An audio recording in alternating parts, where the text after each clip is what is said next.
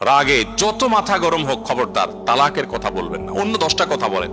রাগ উঠছে, নিজের গায়ে পারলে 2টা মারেন, বইয়ের গায়ে মারেন না। তারপরে মুখ দিয়ে তালাকের কথা বলেন না। আমার এই জীবনে অসংখ্য মানুষ অফিসে আসে, ফোন করে মাসআলা জানার জন্য আমাদের কাছে।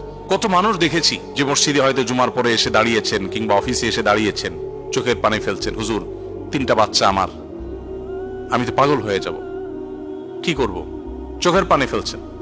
এই গতকালকের কথা, এখানে আসার পথে চায়নার গুয়ানজুতি এয়ারপোর্টে এক ভদ্রমহিলার সাথে দেখা। এত সুন্দর সুন্দর ফুটফুটে ছেলে মেয়ে, স্বামীর সাথে বিচ্ছেদ হয়ে গেছে। এদিকে স্বামী ছটফট করে মরছেন, এদিকে স্ত্রী মিস করছেন। ঝগড়াঝাটি জীবনের অংশ, ঝগড়াঝাটি হবেই, এগুলো একসময় আবার মিনিমাইজ হয়ে যাবে। তাই বলে তালাকের কথা নয়। দাম্পত্য জীবনে 2-4 কথা হয়, ঝগড়াঝাটি মনোমালিন্য এগুলো হয়, এটা জীবনের অংশ। আপনি আমি কে? স্বয়ং নবী করিম সাল্লাল্লাহু আলাইহি সাল্লাম স্ত্রীদের সাথে মনোমালিন্য হয়েছে, মসজিদে এসে শুয়ে রয়েছেন, আর যাবেন না। আলী রাদিয়াল্লাহু তাআলা আনহু রাসূল সাল্লাল্লাহু আলাইহি ওয়াসাল্লামের মেয়ের জামাই, ফাতিমা রাদিয়াল্লাহু তাআলা আনহার স্বামী, সেই মানুষটা তিনি মসজিদে এসে শুয়ে আছেন। কেন? অভিমান হয়েছে স্ত্রীর প্রতি। নবীজি এসে সেখানে মিটমাট করেছেন। তাদের লাইফে যদি এটা হতে পারে, তাহলে আমাদের লাইফে স্বামী স্ত্রীর মধ্যে ঝগড়াঝাটি হয় এটা স্বাভাবিক। আজকে যার সাথে ঝগড়া হচ্ছে, 2-4-10 বছর ঠিক হয়ে যাবে।